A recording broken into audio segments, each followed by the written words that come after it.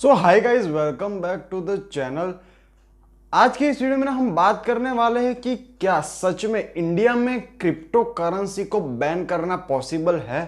Because अभी few days ago government ने अपना जो एक स्टेटमेंट जारी किया कि वो इस विंटर सेशन में, जो हमारा पार्लियामेंट का विंटर सेशन है, उसमें कौन कौन से बिल को रखने जा रहे हैं और उसमें इस क्रिप्टो करेंसी पर बैन वाला भी एक सेशन अवेलेबल था। बट क्या क्रिप्टो करेंसी, वर्चुअल करेंसी पर बैन लगाना सच में संभव है? Before ban this crypto currency, government को किस किस पॉइंट्स पर अपना फोकस करना होगा, कौन कौन से मुद्दे हैं जिसे ध्यान में रखकर उन्हें ये बैन अगर करना भी है तो करना होगा, और सच में से ये संभव है कि आप क्रिप्टो करेंसी को ना इफेक्टिवली बैन कर सकते हैं। तो इसके बारे में आज के इस वीडियो में बात करने वाला।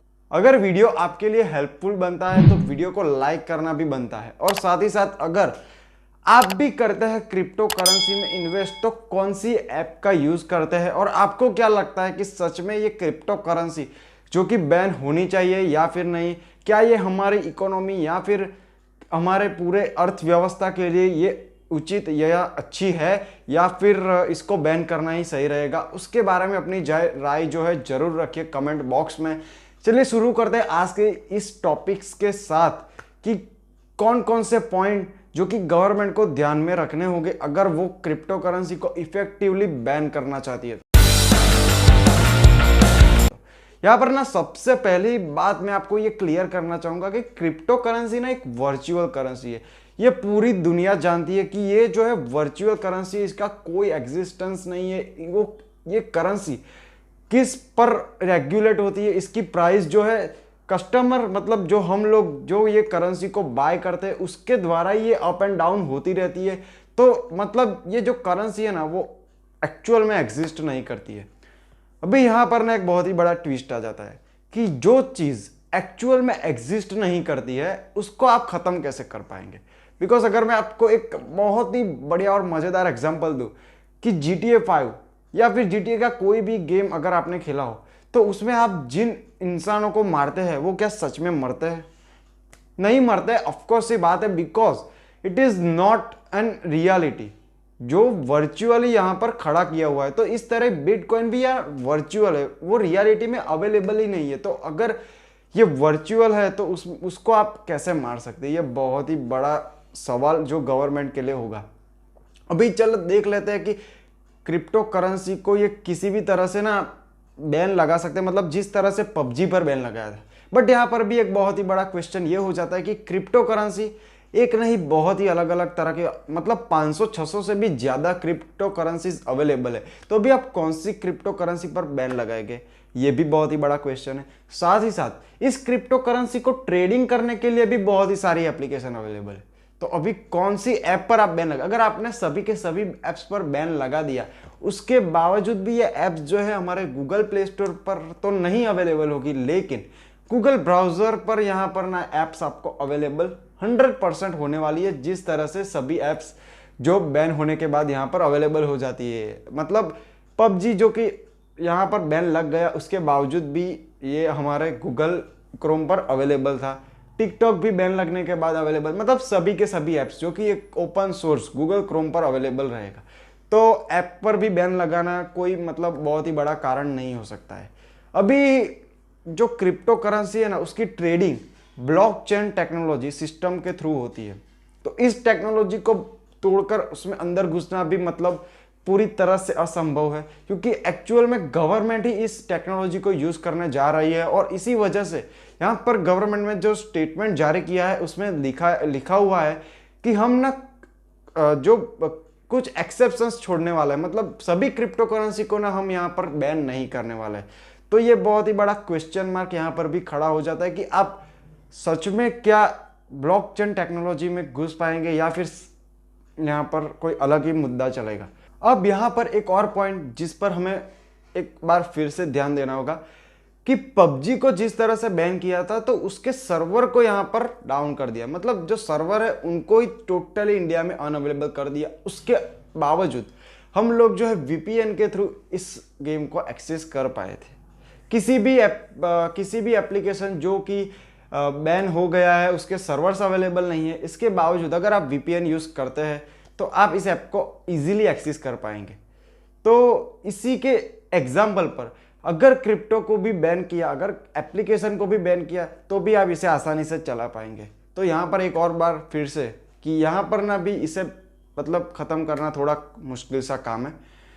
अभी इसके अलावा एक और बात कि गवर्नमेंट ने शायद एक पॉइंट ऑफ व्यू रखा है कि यहाँ पर ना वो लोग जो क्रिप्टो का ट्रांजैक्शन, मतलब अगर हमें किसी भी क्रिप्टो करेंसी को बाय करना है तो हम हमारे अकाउंट के थ्रू उसमें हमारे जो एप्लीकेशन है जिस पर हम ट्रेडिंग करते हैं उसमें हम हमारे पैसे ट्रांसफ़र करते हैं एंड देन आफ्टर हम उसको बाय करते हैं। मतलब हमारा जो INR रुपीज़ है उसको हम कन्वर्ट करते हैं क्रिप्टो में। तो अभी गवर्नमेंट ये सोच रहा है कि जो ये हमारा कन्वर्जन है उसको ही टोटली बंद कर दिया जाए। मतलब आप ना पैसे ट्रांसफ़र ही नहीं कर पाएंगे क्रिप्टो परचेज करने के लिए। मतलब आप इंडियन रुपीज़ को इंडियन रुपीज़ में ही किसी भी क्रिप्टो में कन्वर्ट नहीं कर पाएंगे। जी हाँ, तो चलिए मान लेते हैं कि शायद गवर्नमेंट इसमें सक्सेस हो जाए, लेकिन यहाँ पर ना भी एक बहुत ही बड़ा लूपहोल निकल कर आता है। वो ये है कि क्रिप्टो ऐप्स जो है ना वो बहुत ही शातिर है। उन लोगों ने क्या है कि वो जो पेमेंट हमसे लेते हैं, जो हम डिपॉजिट करते हैं, तो वो डायरेक्ट अपने अकाउंट में भी करवा सकते हैं। जी हाँ, वहाँ यहाँ पर ना मैं अपनी कॉइनस्विच कुबेर ऐप को यूज़ कर रहा हूँ ट्रेडिंग के लिए। जी हाँ, मैं भी खुद ट्रेडिंग करता हूँ। तो ये कॉइनस्विच कुबेर जो एप्लीकेशन है ना, उसमें भी क्या है कि अगर आप अपने एप्लीकेशन के अंदर पैसे डिपॉजिट करना चाहते हैं तो आप बैंक अकाउंट के थ्रू, मतलब डायरेक्ट अकाउंट टू अकाउंट पैसे जो है ट्रांसफ़र कर सकते हैं। तो अभी अगर यहाँ पर ना पैसे ट्रांसफ़र करना ही बंद करना पड़े तो फिर अकाउंट टू अकाउंट जो ट्रांसफ़र है वो तो चालू ही रहेगा। तो फिर एक बार फिर से यहाँ पर भी गवर्नमेंट थोड़ा कठिन लगने वाला है जो बिटकॉइन बैन करना है। तो ये सभी फैक्टर्स जिसको गवर्नमेंट को सबसे पहले ध्यान में रखना होगा। अगर ये सभी में से किसी भी एक फैक्टर में लूप होल निकल कर आता है जो कि बेनिफिट में जाता है गवर्नमेंट के, तो 110% गवर्नमेंट ना इसको बैन करेगी।